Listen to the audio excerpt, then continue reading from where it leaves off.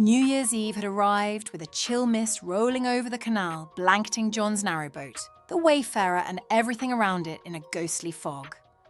Inside, Emma, Jack and John huddled close around the cabin's warm stove, the soft glow from a few flickering lanterns casting long shadows across the narrowboat's cosy interior. Outside, the frost hung thick on the windows, muffling the world into a serene hush, as John leaned forward, his eyes gleaming with the thrill of storytelling. "New Year's Eve is as good a night as any for a story," he began, his voice taking on a low, rich tone. "Especially a ghost story, wouldn't you say?" Emma and Jack exchanged knowing glances, the faintest smile on their lips as they settled in. "Now there's a tale my father told me," John said, leaning in slightly, "about an old place called Frogmore Hall, an estate tucked away on the edge of Lancashire. It was grand once, they say, a place to rival any manor in the country. The Winstons, the family who lived there, were as wealthy and proud as you'd expect. But here's the thing. You can't always outrun the past, no matter how much money you have. The Winstons, you see, had a ghost." The lantern light flickered, casting eerie shadows around the cabin as John paused for effect. Emma, wrapped in a thick blanket, pulled it tighter around her shoulders, feeling the chill in the air despite the warmth of the stove. "They called her the Lady of Frogmore," John continued. "She was said to be as pale as frost itself, her dress trailing behind her like a veil of snow. The legend says she was engaged to the great-grandfather of the Winstons. On New Year's Eve, she was meant to announce their engagement at Frogmore Hall. But a fierce winter storm blew in, and her carriage never made it. It overturned on the icy roads, leaving her stranded in the cold. They say she died there, lost to the winter's bite." Jack leaned forward, intrigued.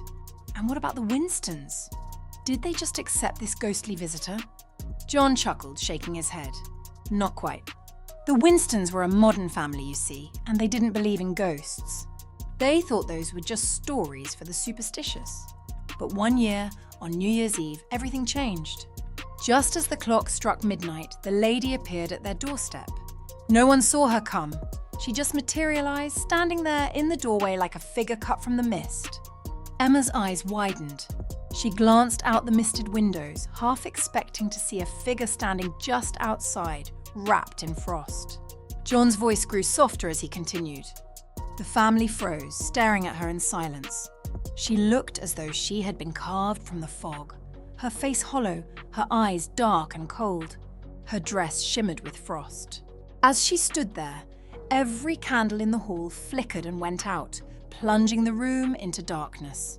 The only thing visible was her pale figure glowing faintly like a spectre in the night. She raised her hand and pointed directly at Arthur Winston, the eldest son, a man with a reputation that wasn't exactly spotless. John leaned back, letting the tension build.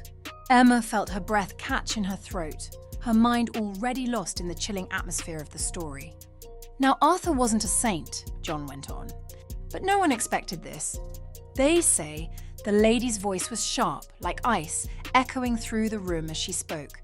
'You,' she said, 'have broken trust with this land and with those who have passed.'" The whole hall was silent. She glided toward him, her feet never once touching the ground. Arthur Winston could only stand there, trembling, his face drained of colour. Jack asked, "And what did Arthur do?" John's lips curled into a dark smile. "Not much, I reckon. He fell to his knees, begging for mercy, swearing he'd make things right. But the lady wasn't interested in his promises. She raised her hand, and a chill so cold it froze the very air spread through the hall. Every glass turned to ice, every breath became a cloud of frost. Arthur clutched his chest, his face contorted in terror and collapsed right there on the floor. And as she disappeared, the room was plunged back into silence. When the candles flickered back to life, the only sign she'd been there was a frosty handprint on Arthur's chest. A heavy silence filled the cabin as John finished. Emma and Jack exchanged a glance, their faces pale, as if the chill of Frogmore Hall had seeped into their bones. "The Winstons were stunned, of course," John continued. "They buried Arthur, but from that night on, the Lady of Frogmore became a legend. Some say she was vengeful, others that she was protecting the land. But every New Year's Eve after that, the Winstons left an empty chair by the fire, waiting for the lady to come. Jack let out a breath, breaking the tension. Did she ever come back? John shrugged. They say she did, but only if the family failed to honour her vigil. Frogmore Hall stands empty now, of course. The last Winston died years ago, and the hall is nothing more than crumbling stone. But every New Year's Eve, the villagers say they see a faint light flickering in the windows, as if someone's waiting inside. Emma's gaze drifted toward the misty windows of the Wayfarer, her imagination conjuring the lonely figure of the lady, still wandering through the ruins, searching for peace. John chuckled softly. It's New Year's Eve after all. A perfect night for stories like this. There's something about the quiet, the fog, and the cold that just feels like it belongs to the ghosts. The three of them fell silent, each lost in their own thoughts. Outside, fresh snow settled over the canal, the world turning ghostly white.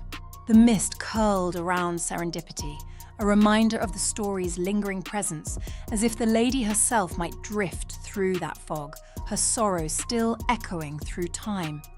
As midnight struck, Jack raised his glass with a mischievous glint in his eyes.